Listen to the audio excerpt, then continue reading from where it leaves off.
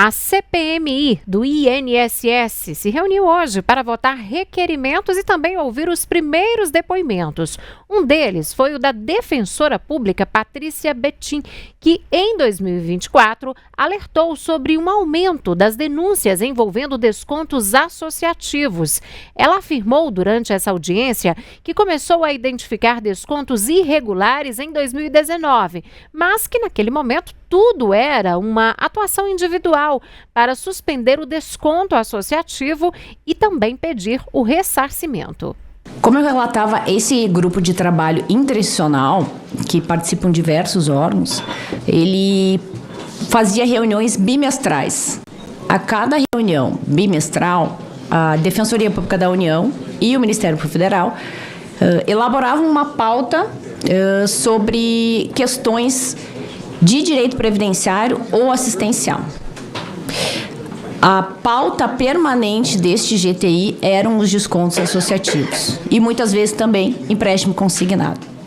Então, a partir do atendimento que a Defensoria Pública da União fazia nas suas unidades e nas comunidades remotas por meio de atuações itinerantes, se identificavam que aqueles descontos não eram autorizados pelo segurado.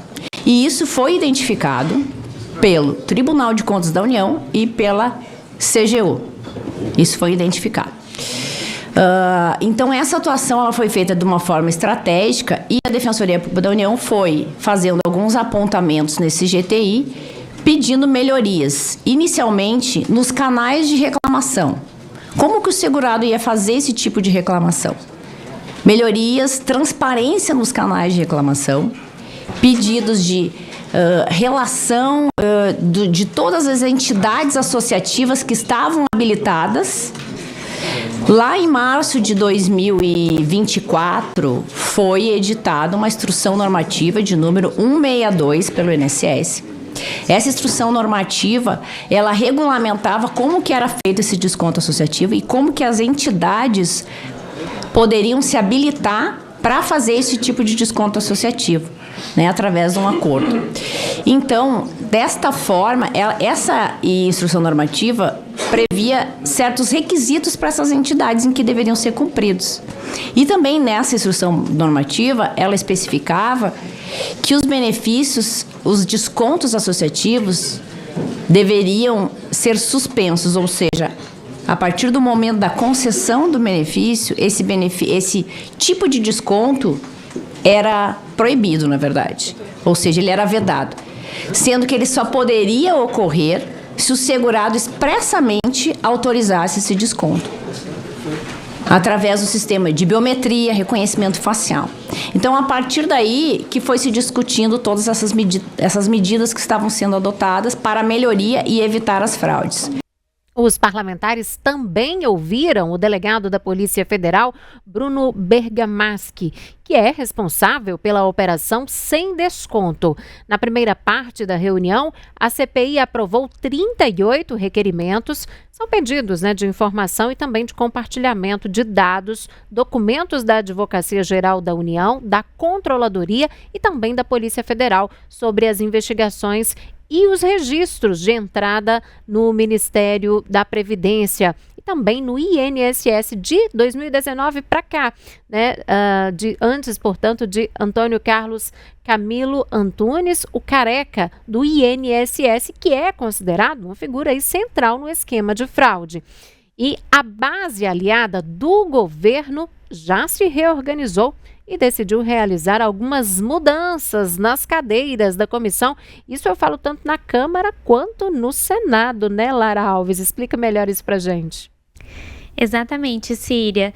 Então, a gente vale lembrar que na semana passada teve a primeira reunião da CPMI do INSS e o governo saiu bastante derrotado com a derrubada das indicações que tinham sido feitas pelos presidentes do Congresso, Davi Alcolumbre, e da Câmara, Hugo Mota, para a presidência e relatoria da CPMI. Esses cargos são bastante importantes porque cabe ao relator, especificamente, dar uma diretriz ali no final dos trabalhos da CPMI apresentando um relatório, um parecer, que pode conter, inclusive, pedidos de indiciamento contra algumas figuras. Vocês vão se lembrar que foi isso que aconteceu na comissão que investigou o 8 de janeiro e que terminou com a aprovação de um relatório que pediu o indiciamento do ex-presidente Jair Bolsonaro.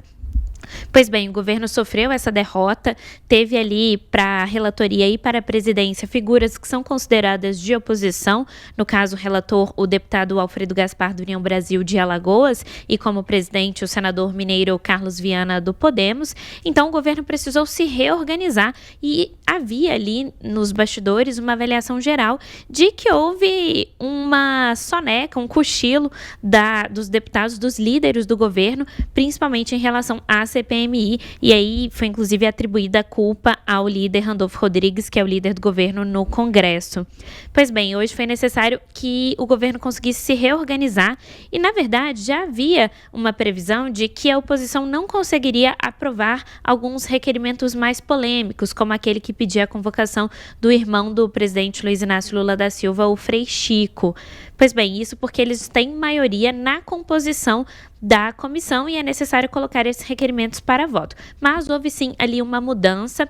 Agora o governo passa a ter controle sobre 6 senadores que são ali mais alinhados à base governista e também um número maior de deputados. É importante a gente lembrar que tem alguns parlamentares ali que são de centro, então eles votam de acordo com o momento, né? Eles não têm uma linha contínua de votações, mas um outro cargo importante que o governo também conseguiu foi a vice-presidência da comissão, que o governo conseguiu alocar ali um aliado bastante importante, o deputado Duarte Júnior. Síria.